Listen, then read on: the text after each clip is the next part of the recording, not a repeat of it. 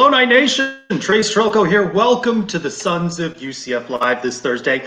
The Big Cat is hungry and coming to UCF. What is your biggest question mark on offense going into spring camp? And the Knights are down 2 guys going into tonight's men's basketball game at ECU. We've got the latest on that. Let's welcome in the Sons of UCF, Adam and Mike. 2 guys who look like they may be tied up in the closet. Guys, blink twice if you need some help. I can't see. I have this light in my eye, so I can't nothing. I do want to let you guys know, unfortunately, this will probably be my last show with you guys. I've been hired on as an analyst with Gus Malzahn. So I'm one of the other 13 analysts. So I will be leaving to be the analyst for the analyst that analyzes how many analysts we have on staff. So I'm going to miss you all dearly. But, you know, Gus calls, you got to answer, right? Hey, that just means bigger squares for me and Trace. You're out of here. There's only 2 squares on the screen. Hey, yeah. More FaceTime for us, right, Trace? Well, based on what I heard at the end of the Sons of UCF podcast, I may be traded to the Denver alumni chapter, so I might not be here soon either. So I'm just glad to see you caught your breath after that run you did during your walk and talk a couple of days ago. Which, by the way, I have now been upstaged once again by UCF's own Sammy Kincaid, who was doing hacky sack with UCF baseball players for her latest. I've been doing interviews while doing hacky sack. That's pretty impressive.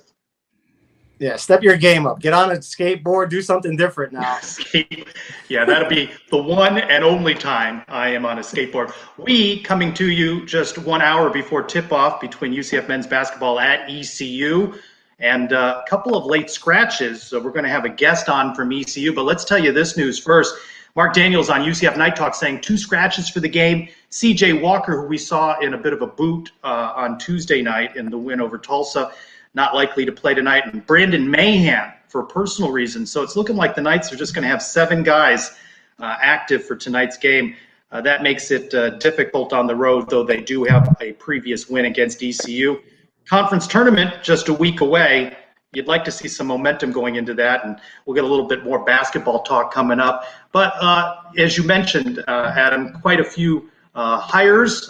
You talked about some of them on the Monday show, but I'd say the most notable thing is yet another transfer coming to us from the portal in one Big Cat Bryant. That's a pretty big name coming to UCF. A big name and a big cat, apparently. He's got a first name that I think I'm going to try to pronounce here. Markavius is actually his real name, so I've been dying to figure that part out. Listen, this guy had some big offers, 4-star recruit. I looked up his profile, Alabama, Georgia, LSU among the offers out of high school. His stats at Auburn are fairly good. I mean, I'm sure you always could have, thought about maybe doing a little bit better on those stats from that standpoint. But here's the challenge, right? He was a Tennessee commit, and then he became an Oklahoma crystal ball prediction, if you will, on some of those sites. And maybe a surprise. I don't know if everyone was tracking to it, but out of nowhere, he shows up on Twitter announcing his pledge to the Knights. And I think it just goes to show one thing, and one thing only, and that's the power of T. Will. We saw T. Will. We saw the kind of charismatic leader he is. I know people want to give this to Gus Malzahn, but you forget, obviously, T. Will on the defensive side, I'm sure played a big hand in that. And that big hand reels in a big cat. And that's a position where, obviously, we lost some folks. We lost a little depth midseason last year. So adding an SEC starter is certainly a good way to potentially plug a hole on the D-line. His quote this week was, he didn't get to wreck college football the way he wanted to last year due to an injury. Now coming over to UCF, that's what we want to see. My question is, was Big Cat always his nickname? Is this something that goes back to high school, or is this something since he played for the Big Cats, the Auburn Tigers, did he adopt that nickname, and does he have to switch to something new now that he's a Knight? I may need to do a better job of listening to your question suggestions, as you also pointed out that I failed to do that properly in talking with Coach Malzahn. So I will store that, and if we get a chance to talk to the Big Cat during spring camp, I may pull that one out, Mike. Where does he rank among the other Big Cats in sports history? I mean, you got Andres Galarraga. Now that sounds like a topic for the podcast. Johnny Mize. I mean, there's the goalie for the Lightning right now. I believe he's the Big Cat. So there's a few Big Cats. Where does he rank among Big Cats? Yeah, that sounds like a a topic for the podcast. I can, coming up. I can update you. This is how it works, Trace. I'm sorry. I know you're new to the UCF mic. Questions out of nowhere. This is old hat for me. So apparently that was his nickname as a child, given to him by his mother, and so he was called Cat as a child. I don't know why that is. That's not in here. And then at some point he decided to change the version from a C to a K. Also, don't know why that is. So Big Cat came from his childhood nickname from his family. The K goes well with the Knights. I mean, we got the K in the front too. Ours is silent, but you get the point. He also enjoys hunting and fishing. So there you go. There we go. There we go. You mentioned some of the other names coming to UCF this week, a slew of analysts. Ross Martin leaving Auburn. We've heard that a couple of times, to serve as assistant to head coach Gus Malzahn. Will Bryant leaving Auburn to serve as an offensive analyst. Charles Moore leaving Kansas to serve as a defensive analyst. And there'll be some more names that come out in some of these grad assistant positions. So Coach Malzahn filling out his staff. We are getting closer to the beginning of spring camp. Everything has been in warp speed. Coach Malzahn hiring his assistant coaches. We're going to hear from some of them coming up in just 9 days. And we're just a week and a half away from the start of spring camp. Question that I asked on Twitter this week is, what's the biggest question that you have on offense going into spring camp? And I'll begin by just saying, I want to see how Dillon Gabriel gels with Coach Malzahn and his offensive scheme coach. Malzahn and the other coaches have said, they're not going to be introducing everything during this camp, a changeover in the offense, but how those two click is going to be key to how UCF does in this coming season. So that's something I'm looking to see what their relationship may be like. Yeah, even that, I think Mike and I talked about this on the show this week. We went through some of the QB stats under Malzahn over the past 5-6 years. And really the QB of note that I guess had anywhere close to the stats was Jarrett Stidham in that 2017 season. So one of the things I'm curious about is, again, we talked about this in the show, Dillon Gabriel may actually have worse statistics in 2021. That does not mean that he will be a worse quarterback or UCF will be a worse team, but based on the way Malzahn runs offense, his numbers may not be the same clip that we're used to. So I'm curious to see how that adjustment kind of falls. We looked at Malzahn's passing numbers, and I think Jarrett Stidham, I think Mike's not going to remember this, but I think it was like 2,900 yards was his highest passing yard total. And so it's interesting to see how that will mesh, because we haven't necessarily seen Dillon Gabriel be a quote-unquote true running quarterback. Malzahn likes to do a lot of that zone read stuff, Trace. I don't know what chapter you are on in Gus Malzahn's book, but I know Malzahn likes to do some of that zone read stuff. So I'm interested to see not the relationship as well, but the blending of the styles, because I would think, and this is just my not researching every quarterback ever at Auburn view, this is probably the best pure passer Malzahn's had as a coach, at least as a head coach. And so how's he going to use that will be fascinating to watch in this upcoming spring season and into the fall camp as well. I give Malzahn some credit. I think he's going to adjust his play calling to the players he has. He's not just going to be calling run plays for a quarterback because that's what he's always done. He knows what Dillon Gabriel's talents are, or at least he's going to find out now in the spring, and he'll adjust accordingly and call the plays according to his players. The good coaches coach what they have. They don't just try to force it onto players that are not capable of doing. Maybe Hyper was doing, where he just had the one system and try to force his system on everybody. I don't think Malzahn's going to do that. I think he'll adjust according to the personnel. And I also wonder, obviously Malzahn, part of the reason that it's theorized that he left Auburn was because he wanted the ability to call plays, and that some of the Auburn faithful didn't think he should do that anymore, lost a little faith and trust in him calling plays, and that kind of flip-flopped back and forth between offensive coordinators, and ultimately Gus stopped calling plays. And he was very clear from the moment he stepped foot in Orlando, I am calling the plays now, and I am calling the plays for the rest of my career. Part of me wonders if he's got something to prove. If he's going to come out with a little bit of extra oomph this year from a play calling perspective to show everybody who thought he couldn't call plays how dynamic a play caller he can be. And I think that could be super exciting if he can figure out a way to blend that style, call the right plays, do so with a little bit of a chip on his shoulder, which is kind of what UCF is about, right? We're a school that's always had that chip on our shoulder. I think it could be an interesting marriage if that all works out to our favor. I think maybe you may not see as many passing yards out of Dillon Gabriel, but we've all seen the last couple of years not utilizing the middle of the field, the shorter passes, maybe a higher completion percentage out of Gabriel this year, using the tight ends over the middle. not having the wide receivers split out so far wide like we had under Heupel, maybe that will cause a little bit more completions instead of trying to go downfield every other pass. Yeah, some interesting comments coming in. We'd like to hear from you, Chris Marazzo, asking about the utilization of the running backs, and that's something that is a part of the Gus Malzahn offense to generate a lot of yards in the ground game. Amanda M. Schaefer this week on Twitter saying questions that she has are about the wide receivers with some of the departures. At Nick_Ponif asking, is it possible the offense's points will go down? That's kind of parlays what you're saying there. Adam, that Dylan's stats may be down, but they may be a more successful team. And at Sublime_Night, just asking about team chemistry culture. How much of these answers we get out of the spring camp remain to be seen. With COVID restrictions, you would anticipate not much in the way of media access, all of the interviews being done by Zoom, and you might anticipate that continuing out of safety for everyone involved. So how much we're going to get to see other than what UCF prepares and sends out, don't know. We've gotten a little bit of insight this week into, just the way it's been a reset with the hiring of Coach Malzahn and Terry Mohajir. Interesting, the video released by UCF. Is this going to be a collector's item, a national championship shirt? Because in that video, they certainly didn't highlight national champions on the tower. What did you guys make of a well-produced video, but seemingly moving away from that national championship terminology? Yeah, honestly, I didn't even really pick it up at first. It wasn't until I went back afterwards and saw folks on Twitter talking about, how that wasn't there.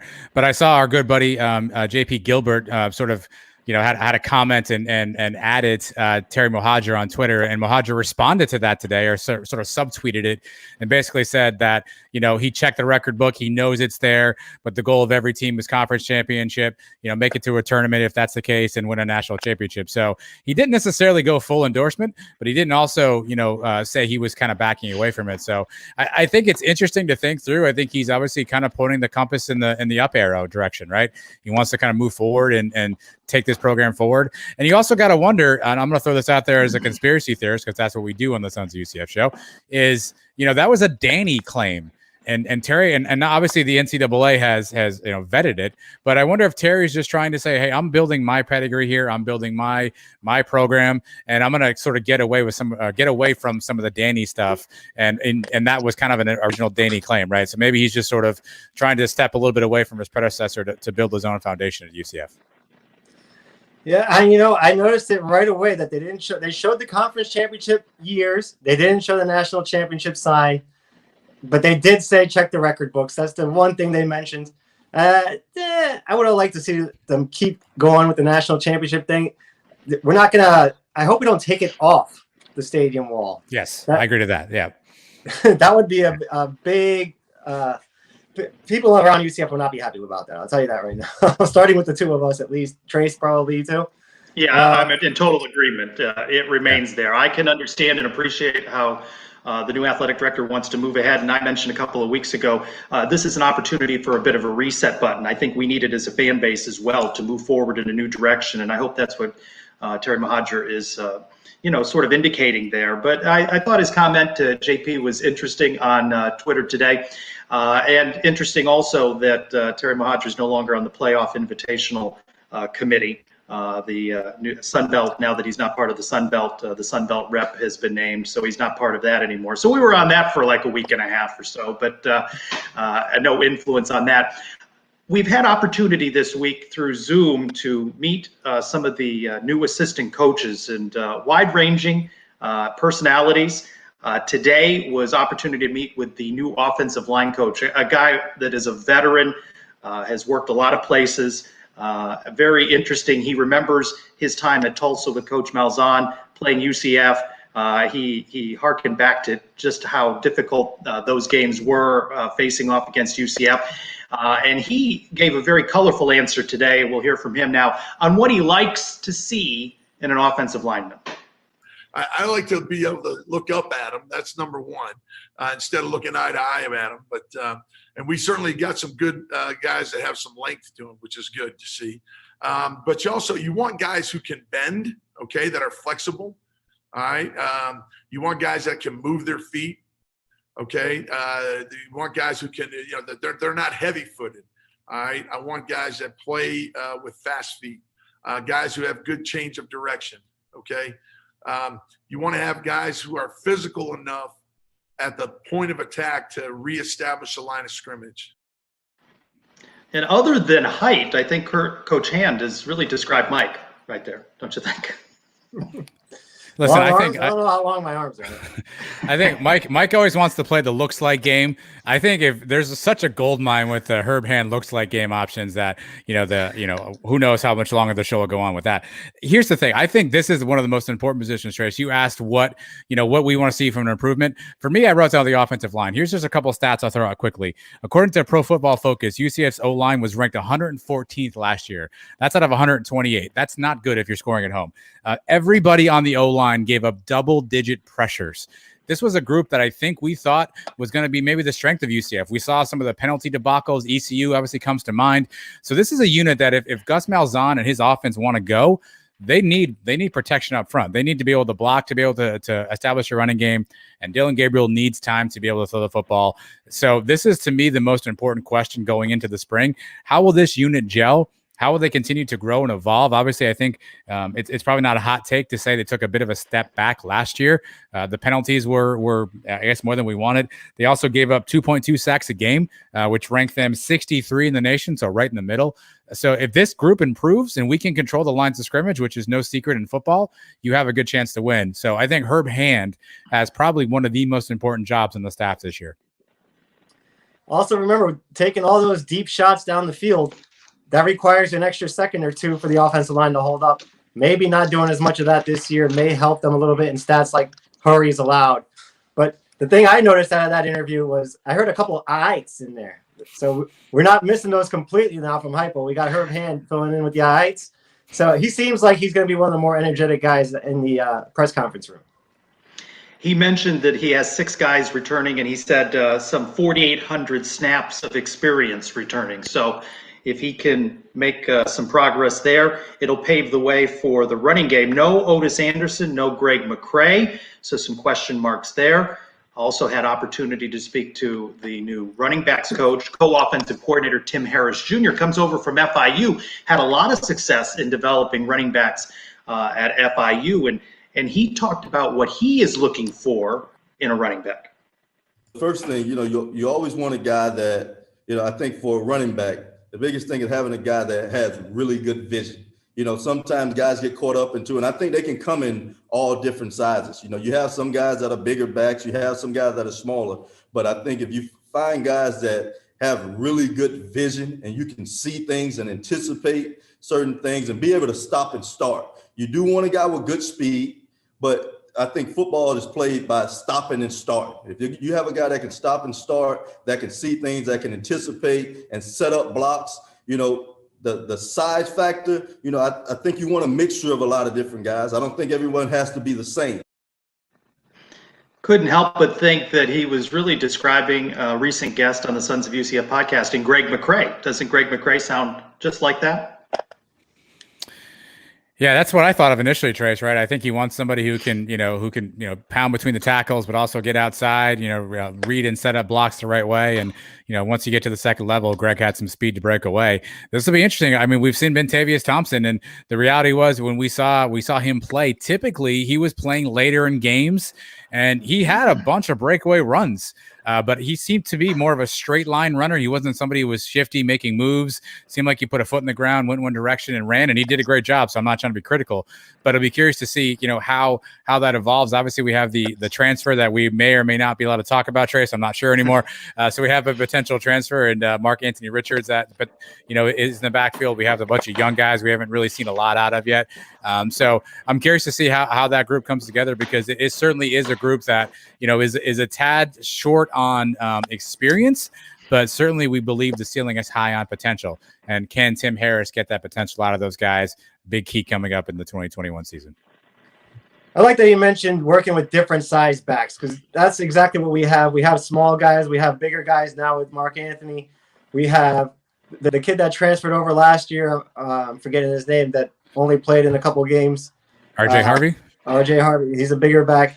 So we have a mixture. We have Johnny Richardson's got the speed, and they're going to, just like I said with the quarterbacks, game plan depending on the opponent, depending on the game situation, when they're going to use these guys. Not just say, okay, automatically this guy's starting every game and this guy's coming in the third quarter every game. I think they're going to switch it up depending on the opponent.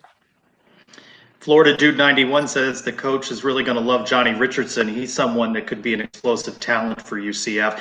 Do you think it's possible that we see at least one 1,000-yard rusher for UCF this coming season in Coach Malzahn's offense? I'm going to say no, and not because we don't have the talent, just because I think there'd probably be more of a running back by committee situation. I think you'll see a little bit of MAR in there. I think you'll see Bentavious in there a little bit, and there's probably going to be a third guy, either Demarius Good, RJ Harvey. We had obviously the true freshman recruit. I think Anthony Williams is his name from Lake Brantley. So you don't know who's going to be back there. So I'll say no, but not because we don't have the potential, just because I think we'll end up spreading the ball around a little bit more. All right, I'll say yes, just to be different. And, I think Malzahn's going to put more of a focus on the running game. And then when we're up in games, instead of still throwing the ball up 14 in the fourth quarter, I think he's going to rely a little bit more on the running game, the 4-minute offense. Maybe you'll see some guys break 100 yards per game after that. And eventually it'll add up to 1,000 yards for somebody. As much as there are questions on the offensive line, at running back, and at wide receiver, Coach Malzahn's got to feel good going into spring camp, knowing that he's got Dillon Gabriel as his quarterback. And as you mentioned, Adam, perhaps the best pure passer that he's had as a head coach. We had opportunity to speak with the new co-offensive coordinator. There's a lot of those, it seems, and quarterbacks coach G.J. Kinney. And he, no doubt, right, really likes what he sees in Dillon Gabriel. And just watching DG on film, even last year when I was at Hawaii, getting some ideas, he's just a natural passer. You don't have to, the arc on the deep ball, it's very natural for him. He's very accurate, got a lot of moxie to him. Just being around him the last, week, his leadership skills are off the charts. So I think he has all the tools to be a top level guy at the next level. And obviously he's already proven that at the collegiate level. I like the word moxie there. Well, first things, GJ is certainly a tongue twister. It takes a minute to really get that out. Actually, that's Gary Joe. I looked that up because I was curious what the heck a GJ would stand Mike for. was going to ask in a minute. Anyway. I know he was. So that's why I have to look this stuff up in advance because I know it's coming my way. Obviously, we know Dillon Gabriel is great. I do like the Hawaii connection. Obviously, Kinney spent some time this past season in Hawaii, so he may have some familiarity already with Dillon Gabriel. So I think that'll be good to build that rapport. Listen, that coach-quarterback relationship, I think someone said it earlier, is so critical. But obviously, Dillon will spend just as much, if not more, time with his QB coach than he probably will with Malzahn in some respects. So it'll be interesting to see how they form that relationship. But definitely, I think Kinney and Malzahn and to whatever extent Tim Harris is involved in the passing game. I mean, they've got a golden goose that fell in their lap. So it'll be interesting to see how they can leverage his skill sets, how they can use him. But if I was Kinney, I'd be excited too. Not just because I have that cool shirt on, by the way. I do like all those shirts they're wearing, the Hawaiian Nikes. Not sure when those are coming out, but I would be pretty excited that I get really my first crack at a big time level job, and I'm working with probably one of the top 5 to 10 quarterbacks in all of college football. He just makes me feel old because I feel like I just watched him play against us not very long ago, and here he is as one of our coaches, one of our main coaches on this staff, and spoken very highly of by Gus Malzahn. Supposed to be the next up and comer. You may see him be a head coach one day. The relationship he builds with Dillon Gabriel is going to be key for this season. He's a young guy, so hopefully they can connect that way. And, I don't know what to expect out of him, but everybody's expecting like he is the next guy. He may be offensive coordinator material one day or a head coach one day. I think another question going into this camp is who emerges as the clear backup to Dillon Gabriel. And I think that's an interesting question. All positions obviously open, as Coach Malzahn says, but who emerges there should be interesting as well.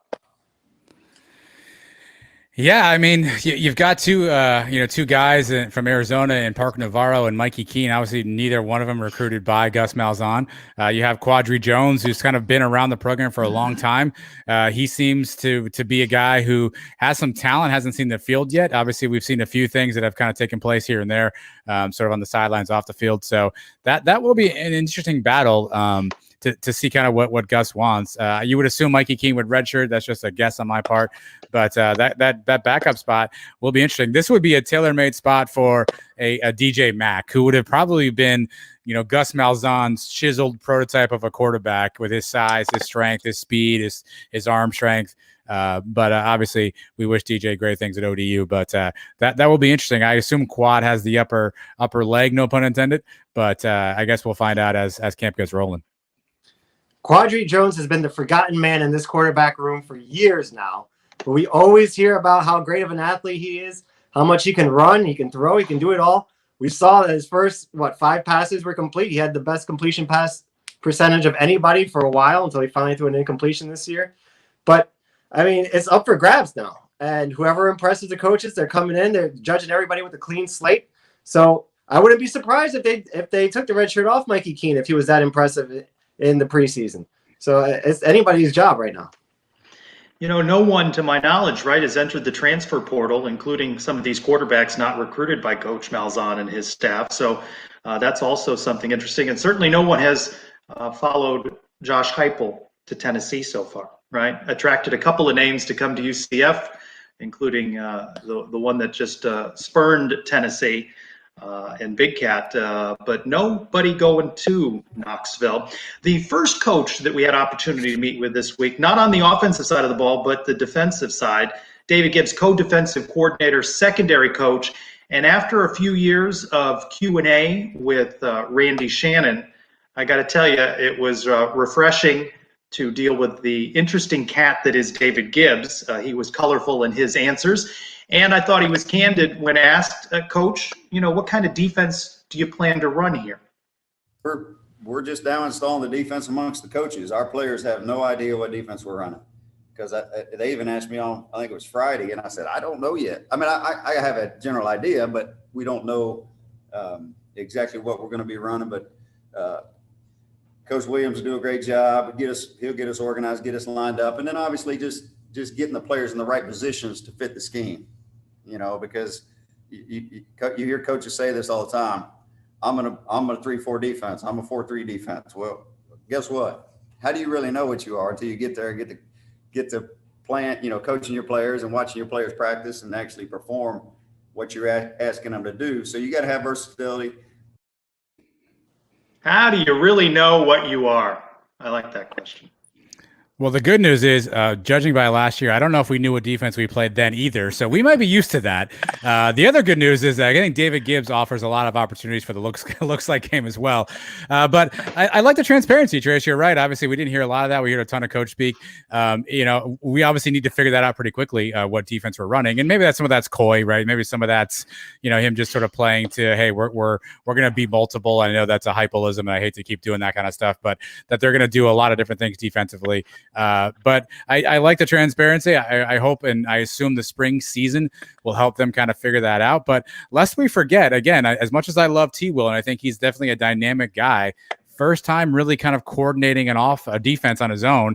I know Gibbs is there, but in that presser, he alluded, or later on, essentially, that T. Will come up with a good plan, and he's got some trust in T. Will. So T. Will being a young coach, it'll be interesting to see how he kind of handles this. He's got the veteran guys like Gibbs around him to help him, but hopefully we get that figured out soon, because obviously the defensive side of the ball is probably the side of the ball that we needed the most assistance with as we go into 2021. I like the honesty of him saying not knowing what we're running yet. Maybe coming in and say, hey, we run a 3-4, and then get here and find out you don't have the tools to run that, then we'd be in trouble. So just like I was saying about the offense, you adjust your style to the players you have until you get the guys you want in here. When you start doing the recruiting for the next 2-3 years and build the system that you want for this season, he's going to have to deal with what's in the cupboard right now. And he's not sure what that is. So good for him. He's got the whole spring now to figure it out. He's going to have a month of practices with these guys, and then I think he had a better answer for that at the end of spring practice. Well, you got a little homework now. ahead of next Thursday's show. That question will be, what's the biggest question on defense? The interviews, the Q&As with the coaches continue Friday. Brian Blackman, the new UCF special teams coordinator and tight ends coach. I don't know. Mike, do you have any questions for the new special teams coach? I know that's been an area that you've been quite critical of the past couple of seasons, as UCF hasn't done much in that area. You got to win all three phases, right? And that has not been a strong suit for UCF. So your question for next week is, what's the biggest question for defense? Coach interviews continue Friday. We're getting to know these guys and some colorful personalities. Hopefully they will continue to be good soundbite machines during spring camp and into the season. Just about 30 minutes away from tip-off, UCF men's basketball, its final regular season game ahead of the conference tournament. They are at ECU, the 9 o'clock tip on ESPNU. Reported by Mark Daniels on Night Talk. 2 scratches for this game looks to be C.J. Walker, who had an ankle injury, rolled an ankle, is what Coach Dawkins said in the post-game on Tuesday in the 73-69 win over Tulsa, and Brandon Mahan, who is out for personal reasons. Just 7 guys expected to suit up and be in the rotation. Adam, they have played well of late, but you'd like to get this win and clinch what looks to be the 6th seed in the conference tournament and possible rematch with ECU.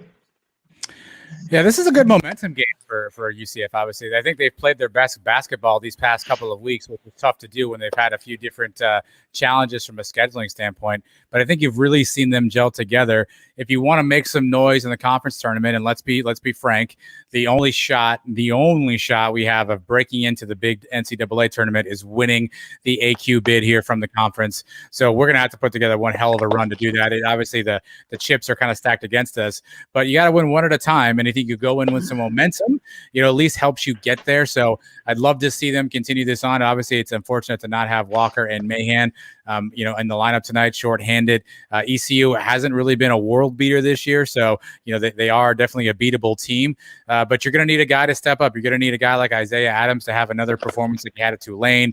You're going to need a guy like Jamil Reynolds maybe to chip in with, 12 points and 6 boards on the inside. You're going to need some more consistency. Darius Perry, again, never afraid of a shot. He's going to have one of those games as well. It's not impossible, Trace, but it's unfortunate that, you have a couple key guys out, because I think this is the best stretch they've been playing. And if they can keep it moving without some guys tonight, I think you got to feel good going into the tournament. And more importantly, if all these guys come back, which, by the way, Brandon Mahan did not come out for senior night. Not sure if he came out for last year's senior night, so I don't know that per se. But if these guys come back and you put this team together next year with maybe less restrictions, you got to feel good about your chances if you're a UCF fan. We talked a lot earlier in this year how we were only putting 8 guys in the rotation during most games anyway. So playing with 7 tonight, it seems like we're shorthanded, but something we may be used to already, the way we approach this season. The 2 guys we're missing are obviously huge pieces. So it's going to be Isaiah Adams night, and like you said, Darius Perry. Those are guys that are going to have to spark us offensively if we want any chance in this, and stay out of foul trouble early, or else we're going to be in big trouble. Usually there's like a team manager that comes in. He's like the victory cigar of the team sometimes when we're up by 30 points. We don't have one of those guys to fill in for a night like this. I mean, our good friend Mario, who's so far winning the comment game, is wondering if it's Trace. I can't confirm it's not, so I guess we'll go with that for right now. Well, you can't. We know he's in good shape. We've seen all the walking. We know he's in good shape. He's in good shape. We've seen the walking. I don't know. You can confirm I'm in Sanford, Florida, not Greenville, North Carolina. So I can tell you that that's not going to be tonight. You mentioned earlier about the salute to the seniors during senior night. Avery Diggs, Darius Perry, and Colin Smith, who has been out for undisclosed health reasons all year. It was nice that they honored him. I noticed that as well about Brandon Mahan. I sent an email to UCF Sports Information Director Dan Forsell and asked, what about Mahan? And he said that it's each individual player's decision, and he decided not to have a big to-do and be recognized, and family couldn't be there. So that doesn't mean that we might not see Brandon Mahan again next season, just a personal decision for him on Tuesday night. UCF 9-11 overall, 7-10 in the AAC. ECU 8-8 overall, 2-8 in the AAC. UCF beat the Pirates back in January, 71-64. So as mentioned here, chance to be 6th or possibly 7th. The tournament begins next week, week from today in Fort Worth, Texas. Depending on the way this shakes out, we could be the lead-in for that game. It could be a late game as well. Women's basketball avenged their Tuesday loss over in Tampa. They beat the Cows just before we came on the air, 58-45. Interestingly, the Cows clinched the regular season title, beat UCF by just 3. They had a big lead, 17 points at the half. UCF fought back in the second half. But it's a technicality as to how it would figure, right, that the team from Tampa clinches the conference tournament on a technicality. The AAC declared a forfeit victory for them against Memphis when Memphis could not play them. And because of that, they edged UCF by just a half a game because of this phantom forfeit. And right before I hopped on for the Sons of UCF Live, I was on the Zoom with Coach Abe, and I asked her that question, what she made, what sense she made of the standings. And she said, they don't make any sense. And it's just a chip on the shoulder for this team now, and it's really driving them. So that's an interesting piece for them going into this tournament, the second seed. Might there be another rematch against a top 20 ranked team from Tampa? First off, I call shenanigans. Second off, obviously, again, the Cows from West, whatever Central Florida, they can maybe take the regular season title if that's what they want to do. But obviously, the tournament's still coming around, and UCF has a golden opportunity to write their own ticket. I don't know, Trace. Maybe you know better than I. Obviously, beating the Cows tonight is a quad 1 win for the ladies. I don't know if Coach A was asked about. I don't know that I know specifically. Are they a bubble team tournament wise? Do they need to make some noise in the AAC tournament to get into the big dance? They are considered in a bubble team. The win today helped them. You want to see them get a couple of wins in the conference tournament. Today helped them. It would have been very difficult for them to get in if they hadn't won today. UCF now, by the way, with that win, extends their lead in the war on I-4. They picked up 3 points. They dropped the 3 the other day in Tampa, 21-9 now, which does seem, by the way, the closest this war on I-4 rivalry has been in quite some time. UCF still, there's a lot of games to be played in soccer and baseball, softball with a busy spring, but always nice to pick up 3 wins in that. But yeah, very much still on the bubble, but you look over Coach Abe and her tenure at UCF, and with UConn out of the league now, it has been quite the fight between UCF and the rivals over in Tampa. And they may yet see one another again in Fort Worth, but you got to give a lot of credit to Coach Abe and the team and the seniors, Masani Kaba, Cortasia Sanders, and Janaea Walker. They have left their mark on UCF in a big way.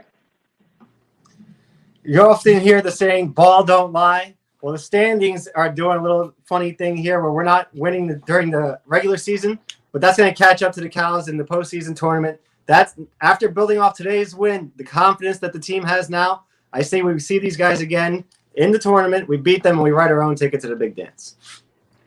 Ball don't lie. Mike, you're always so quotable in these things. I would love to see you hop on one of these Zooms with the coaches, by the way. You wouldn't really have asked Coach Malzahn, would you, about tank tops, right? Though I asked Michael about jackets. Yeah, my question, but in a Zoom with other members of the media. I did it face to face, me and him, mano a mano. So yeah, I'm not scared of Zoom. I'll ask him about tank tops. Give Forcella my number and put me on the Zoom. The next one he's on. Trace, I know you've listened to all 122 episodes of the Sons of UCF. Only like even 30 the of which are lost available ones. to most people. Even the lost ones, correct. Yes. And that you have to ask when Mike asked that kind of question. I don't. You may need to go in like a penalty box for a minute or two because that is Mike's wheelhouse. That's what Mike is here for. I'm the guy who told O'Leary he was the white horse. Remember that? You were. This is true. This is true. I mean, we planned it in advance, but yes, you were the one who asked the question for sure.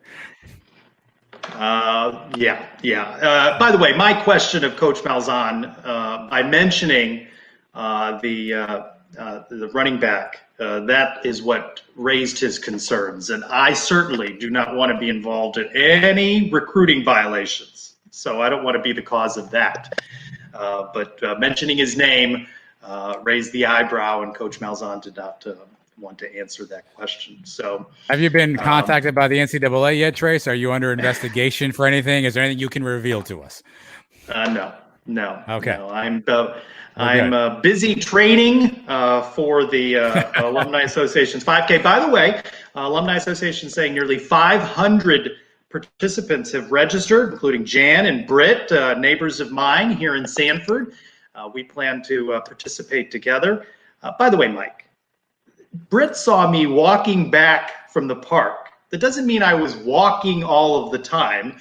And I mentioned, as you know, if you follow the Sons of UCF on their Twitter page, that I recognized the day of the day, which the other day was Hammock Day, and today is Sun's Day. So it doesn't mean I'm slacking off here. Jan, Britt, and I have got you covered from Sanford. So let's end this trade talk to the Denver Alumni Chapter. I'll be covering things here. Trace, I'm on your side. I'm pro Trace. I will tell you though that where I'm from, you run to the end, buddy. You run to the tape and you run through the tape and you don't stop and walk home. You run to the end. That's just where I'm from. The mean streets of Pompano. That's what we did. So I'm not here to cast stones or anything. But Monica actually is in the chat right now. Monica's saying it's actually 5:17. As a couple of minutes ago, Trace. So a live update from Monica. I have no idea, Monica, if you can hear us, if you're still listening. If you are, thank you very much. How many people have signed up on the Suns team? I'd love to hear that stat. If you can provide that, that'd be fantastic. If not, I understand. Britt, but what are you going to do? You, me, and Mike. All right. I think my lovely wife signed up as well. So. You're getting very defensive about my attacks on you. Let's just say this. When Monica was on this show a couple of weeks ago, you fired the first shot by saying you were going to beat me in this thing. After that, all trash talking began. So that's where we're standing on this. I'm not the bad guy here, but don't get into a trash talking war with me if you don't want to finish it, all right? All right. We're about 18 minutes away between tip-off between UCF and ECU. Want to bring in our guest tonight. He is Bubba Rosenbaum, co-host of the Sports Objective podcast. They cover ECU sports. You can find him at Bubba Rosenbaum.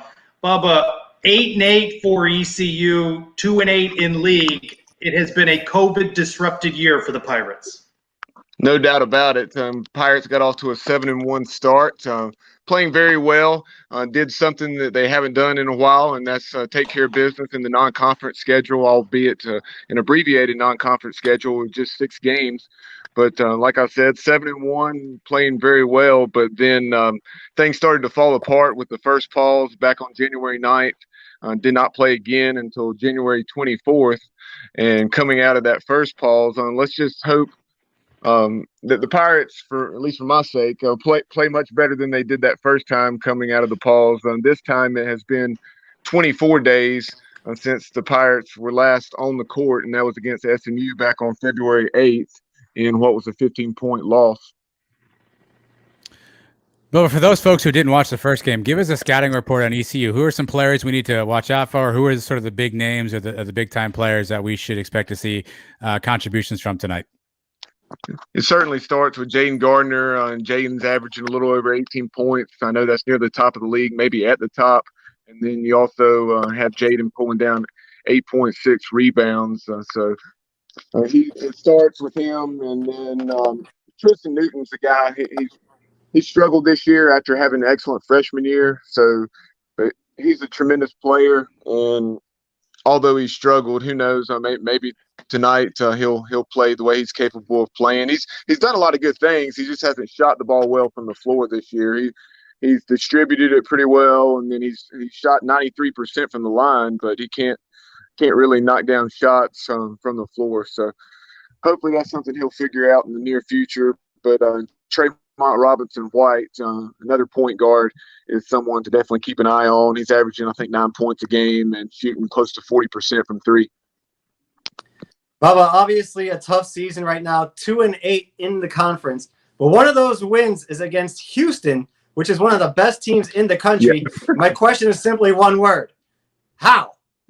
Yeah, I think that was one of those things. I think it was more the Pirates playing well than it was Houston playing poorly. Obviously, they didn't play as well as they're capable of playing, but at the same time, I think we shot over 50% that night, close to 50% from three, whereas on the season we're shooting 32% from three, so that had a lot to do with it. It's funny. I've heard members of the local media talk about Coach. Well, when we have shots falling, we're not bad. Well, I think a lot of teams around the country could say that. But in all seriousness, I really think the program on the whole is progressing under Joe Dooley, despite the 2-8 conference mark. And Pirate fans are frustrated, a certain faction. But I think some of those folks don't realize exactly what Coach Dooley and his staff are trying to accomplish. It's not a rebuild, it's a build. This is a program that hasn't been to the NCAA tournament but twice in its history, and not since 1993. Well, while basketball has had its struggles, let's talk about some of the other ECU sports. Things, though, more promising for ECU baseball. Projected preseason to win the American. You guys turn quickly to looking at the diamond, don't you? No doubt about it. East Carolina baseball is probably historically our most successful program year in, year out. This year, Pirates off to an excellent 6-2 start. And I guess year 7 now for Cliff Godwin. Ranked anywhere from 12th to 20th in the 6 baseball polls. You guys know how that goes. A lot of disparity there, but certainly a very talented team, a lot of depth, and who knows? You never know. This may be the year that the Pirates can finally break down the door and get to Omaha, because they have the most regional appearances without a trip to the College World Series in 30. All right, Bubba, switching gears again, let's go to football for a second. Kind of a bigger picture view. Obviously, ECU being a fellow combatant in the American Conference. UCF hires Gus Malzahn. Your reaction to that as an opponent, as a rival of UCF, is what? I think it's a tremendous hire. I definitely think it's a tremendous hire. When you guys hired Terry Mohajir, I immediately said to myself, and I think I texted some other UCF folks saying, hey, Gus Malzahn's going to be the hire. I really think that, and obviously that's what happened. So I think it was the obvious hire, and kudos to everyone there in Orlando for getting it done. We've been conference foes for a while now, going back to Conference USA days. You guys gave us a hard time in the series early. We've kind of dominated lately. How do you guys feel about UCF as a rival? Are we one of your top rivals now that we've been around for a while? With the American Athletic Conference being so spread out, it's a league that's certainly in need of some rivalries. Like you mentioned, with all the success that UCF has had against the Pirates of late, I'm sure a lot of folks would say that it's not a rivalry, but I certainly would view it as one, just from the standpoint. This is a series that goes back to the early 90s. I think 1991 was the first meeting, and down there in the Citrus Bowl, actually when UCF was still 1AA. So it goes back. It's 30 years old now, and there's a lot more history between East Carolina and UCF than some of the other programs in the American. About 12 minutes until tip-off between UCF and ECU. Bubba, let's wrap up with this. I was a guest on your show recently, the Bubba Rowe Show. Talk a little bit about that, the roundtable you had, where folks can find it, and your content on the Sports Objective podcast. Absolutely. I'll actually start off with the Sports Objective. That was my first podcasting experience, and that was something that got started back in March of 2018. So just starting our 4th year. Primarily focused on East Carolina sports, but we'll talk, and we've had Tim Brando on, Bruce Feldman, a lot of good national guests as well. So definitely check that out. It's at the Sports OBJ on Twitter, at the Sports Objective on Instagram, and we're certainly available on YouTube and Facebook as well, simply by searching the Sports Objective. And as far as my own show, that's something that I launched a month ago. I'm about 9 episodes in now. I've had some tremendous guests. Jim, the rookie Morris, that you guys probably remember, that pitched for the Tampa Bay Devil Rays back in the day. Had him on in the first couple of shows. Also, and some other very good guests, including Brad Long, who was in Hoosiers. And then also in a recent episode, I caught up with a guy who's a professor at the University of Southern Mississippi, and that's Dr. Chris Croft. That's the latest episode that dropped today, and we talked about his time with Eddie Sutton, Oklahoma State, and a lot of other coaching stops, as well as major issues in college sports in general, and then also college basketball. It seems you failed to mention me as a recent guest on your show, but I'll take no offense to that. We do have a question on our Twitter here. Sorry. At Lonely Bumblebee, where can I get the best wings in Greenville? So how about you take us out with that answer? Best wings in Greenville. Let's see. I'll go with, I'm sure one of the popular answers would be the obvious BW3s, Buffalo Wild Wings, but I'll go with the local wings over Greenville. They have some excellent wings. And then as far as the Knights Roundtable, I didn't mean to leave that out. Really enjoyed it was a shameless plug, as Adam has scrolled at the bottom of the screen. No, you can find that content, Bubba Rose Show, at Bubba Rosenbaum. Bubba, we appreciate it. Just a few moments before tip-off, go Knights against your Pirates, and we'll have you back on in the future. We thank you for being with us on the Sons of UCF tonight. Appreciate it, guys. Look forward to coming back on very soon. Shameless plug, Trelko. I like that. I appreciate that, Adam. So about 9 minutes to go. Let's go around the kingdom real quick. UCF Baseball, you guys talked about it on your Monday show. They take 2 out of 3. Really should have been a sweep of then #1 Ole Miss. And then they dropped the game in DeLand against Stetson on Wednesday night, 6-5. UCF now 3-5 on the season. As many great defensive plays as they made in that game against the Hatters, they also made some head-scratching plays. They've got Liberty coming up this weekend. Still trying to figure themselves out, but good to have Coach Lovelady back after the episode with COVID earlier. Yeah, they were lights out against Ole Miss, right? I mean, Mike and I talked about it. They actually probably could have swept that series. Obviously, the first game of that Saturday doubleheader was there for the taking. If it wasn't for a couple of unfortunate defensive mishaps, we may walk out with a 3-game sweep. And we act like Stetson's not good. I mean, they're a darn good baseball team. 10-0. And so, as much as you look at it, you say, we beat #1, but we can't beat Stetson. Stetson's a good team. So I think you hopefully feel encouraged by the way that the baseball team has come together. If the pitching can continue to rise up, AJ Jones had a fantastic game. He's the AAC pitcher of the week. If you can continue to get solid performances out of that, and guys like McCabe are continuing to crush the ball, we'll be in some games, right? It'll just come down to pitching and defense. I think that's probably been the biggest struggle. Mike, you're more of a baseball guy than I am, but it feels like our defense has certainly let us down at a handful of games so far this year. College baseball, that's a common thing. Trace and I were at the game at FAU, and their shortstop made about 7 errors that day. It's just something that you see a lot in college baseball, unfortunately, with the errors. Something you can improve on and get better on as the season goes on, which is what this team's going to need to do. We haven't even started conference play yet. We just had the guy on from ECU. We have some very good baseball teams in this conference, East Carolina being one of the best in the nation. So we got to get these things cleaned up, but the schedule we've played so far has got to be one of the top schedules in the country. I mean, Ole Miss was #1. We played a weekend series with them. FAU is in the top 20 now. And you just mentioned Stetson, 10-0. That's a solid baseball program, always has been. Maybe the schedule lightens up a little bit this weekend with Waka Waka Flames coming in. And then after that, we got North Florida and Jacksonville. So maybe we can start getting on a little bit of a roll here before things pick up again. We got FAU again, and then get into conference play. And FAU actually beat the Gators last night in baseball, so obviously they're obviously a talented team as well.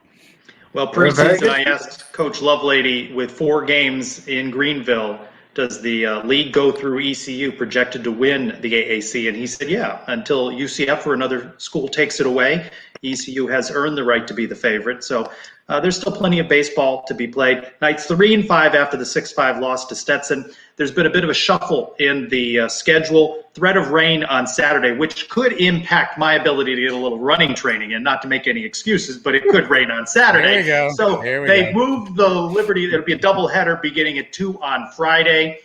You probably catch these games on ESPN Plus. And now Sunday at 11 a.m. then at North Florida Wednesday. Softball, they beat North Florida 8-0 on Wednesday. They are now 10-2. They have a big one coming up with number 3 Arizona Monday at home. Before that, Kennesaw State over the weekend, Friday, doubleheader on Saturday.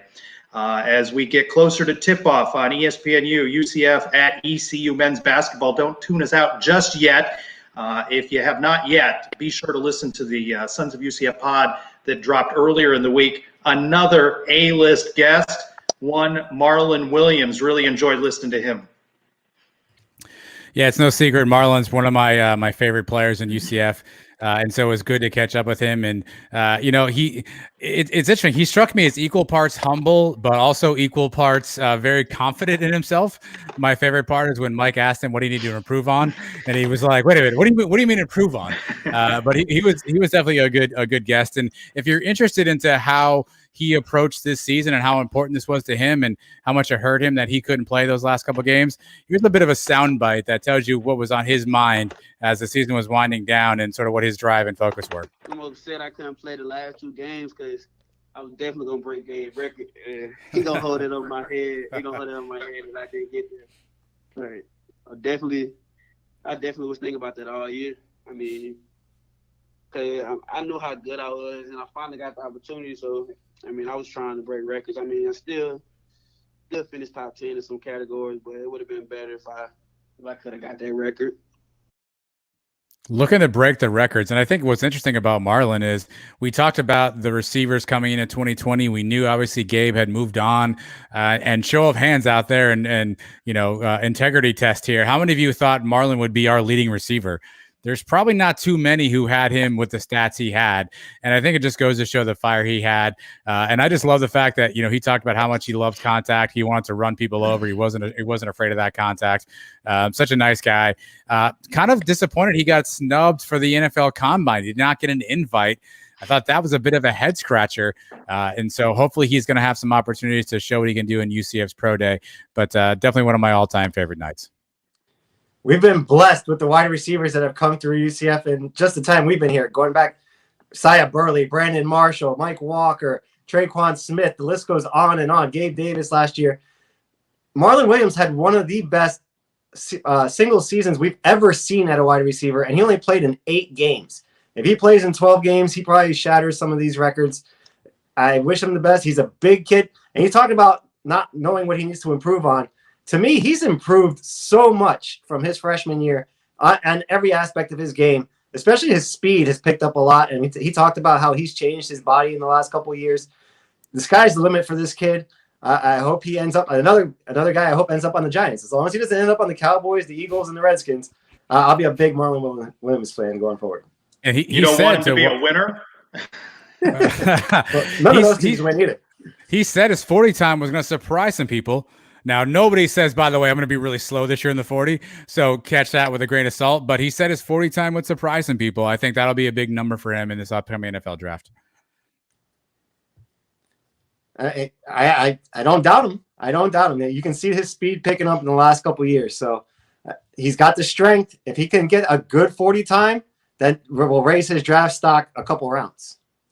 Yeah, Combine invites include Richie Grant, Trey Nixon, and Aaron Robinson as we scroll some of the items from around the kingdom. We draw to a close here. Want to thank Libby, our friend at Libs407, who wrote earlier on Twitter, truly love Thursday nights live with Sons of UCF. We appreciate Libby and all who watch.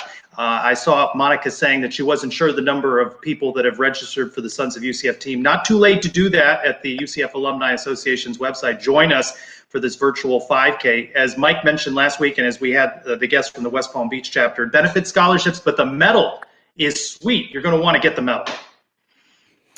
Medal and a T-shirt, I think, right? I mean, that T-shirt wasn't too shabby. Mike had just mentioned that one of the things that taxes us on the Sons UCF Live show is the wardrobe. We're trying to cycle through shirts and trying to roll out shirts we haven't seen before. So at least maybe one more shirt to the arsenal. I'm sure Mike will cut the sleeves off, of course, but it's another shirt that we can all use here. Don't forget the hat. If you join the Sons of UCF group and you have the best time, you get the hat. And have we been going about this all wrong with the hats? Should we have just bought a Sons of UCF billboard and put it on Alafaya and University somewhere? Put it all over the state. All I can think of when Mike does that hat is that he'd be great hosting an infomercial. Like the ShamWow guy. You look like the ShamWow guy a little bit, yeah. Although he got into some bad stuff, so never mind. Adam, Mike, even though you named me the cow of the week on episode 122 of your show, it has been a pleasure sharing this hour with the both of you. It is time for us to cheer on our Knights at ECU. For Adam and Mike, I'm Trey Strelko. For the Sons of UCF Live, go Knights! Charge on! Charge on.